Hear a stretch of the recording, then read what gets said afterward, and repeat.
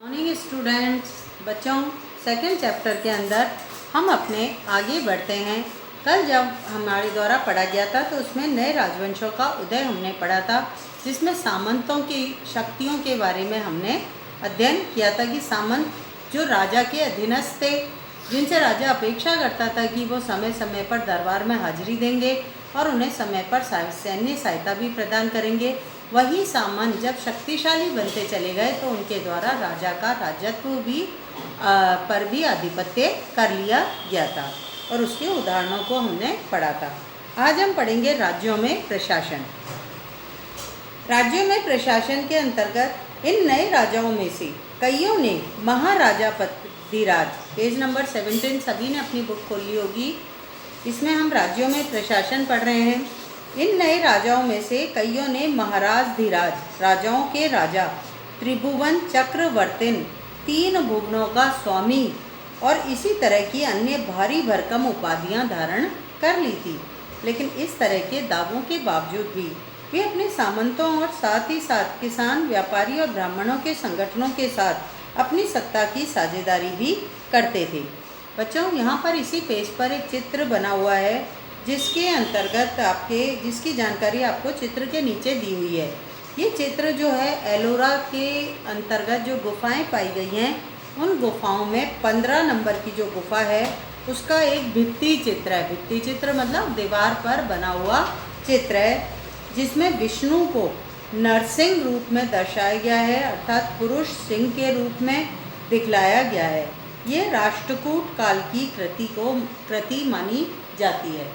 ये जो है चित्र, भित्ति चित्र, इसके अंदर नरसिंह रूप के अंदर भगवान विष्णु को दर्शाया गया है और भगवान विष्णु जो हैं वो हिरण्यकश्यप का वध करते हुए दिखाए गए हैं। फिर क्या आपके विचार में उस दौर के शासक बनने के लिए क्षत्रिय के रूप में पैदा होना महत्वपूर्ण था? हम कैसे कह सकते हैं क्षत्रिय के रूप में महत्वपूर्ण है? क्योंकि एक यज्ञ के माध्यम से जो ब्राह्मणों के द्वारा कराया जाता था, उसके माध्यम से याजक जो होता था वो क्षत्रियत्व को प्राप्त कर लेता था। कोई ज़रूरी नहीं है कि क्षत्रिय कुल में जन्म लेने वाला व्यक्ति ही राज्य करे या राजा बने। क्षत्रियत्व को प्राप्त करके कोई भी शक्तिशाली व्यक्ति राजत्व को प्राप्त कर सकता था। आगे बढ़ रहे हैं बच्चों, हम पेज नंबर 18 पर आ जाइए। इन सभी राज्यों में उत्पादकों के अंतर्गत कौन कौन होते हैं जो अर्थव्यवस्था में या देश में उत्पादन करते हैं? किसान, पशुपालन, कारीगरों से संसाधन इकट्ठे किए जाते थे। उनको अक्सर अपने उत्पादों का एक हिस्सा त्यागने के लिए बाध्य या मनाया जाता था।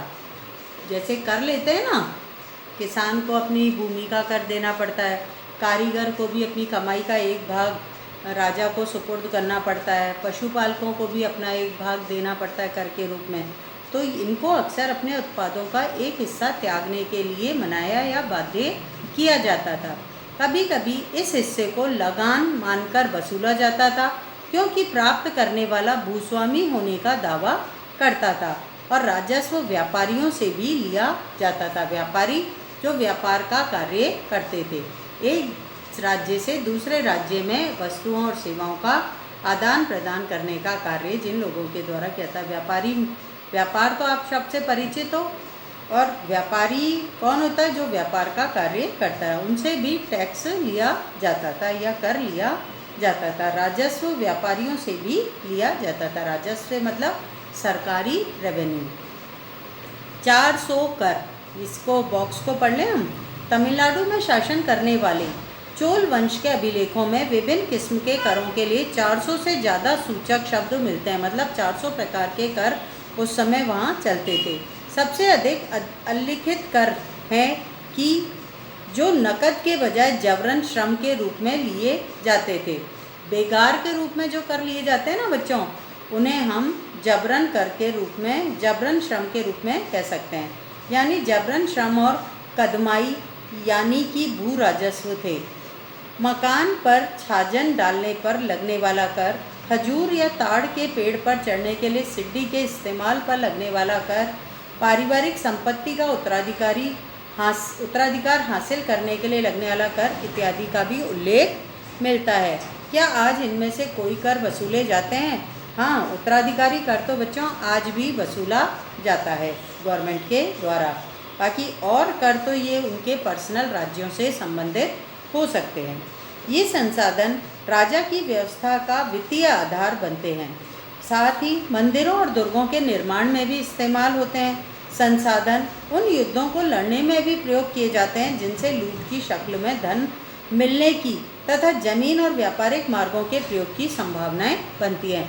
जब लोगों के द्वारा, ये जो किसान थे, पशुपालक थे, व्यापारी थे, उद्योगी थे, कारीगर थे, इनसे जो टैक्स के रूप में आय प्राप्त की जाती थी, उसे खर्च राजा कहाँ का करता था?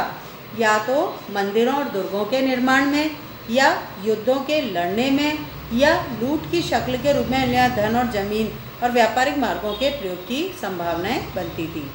राजस्व वसूली के लिए पदाधिकारियों की नियुक्ति सामान्यतः प्रभावशाली परिवारों के बीच से ही की जाती थी और प्राय वंशानुगत होती थी। मतलब पीढ़ी दर पीढ़ी इन व्यक्तियों को राजा का अधिकारी माना जाता था या कर्मचारी माना जाता था। सेना में भी ऐसा ही होता था। कई बार राजा के निकट संबंधी इन ओहदों पर होते थे। प्रशासन का यह रूप आज की व्यवस्था से किन मायनों में भिन्न है? बच्चों, ये ऐसे टॉपिक हैं जिनके अंतर्गत डिटेल में डिस्कशन किया जाएगा, इसलिए हम क्लास में जब होंगे तब इन पर बात करेंगे। आज के इसमें लेक्चर में इतना ही अध्ययन किया जाएगा। नेक्स्ट लेक्चर में हम प्रशस्तियाँ और भूमि अनुदान का अध्ययन करेंगे। थैंक यू बच्चों।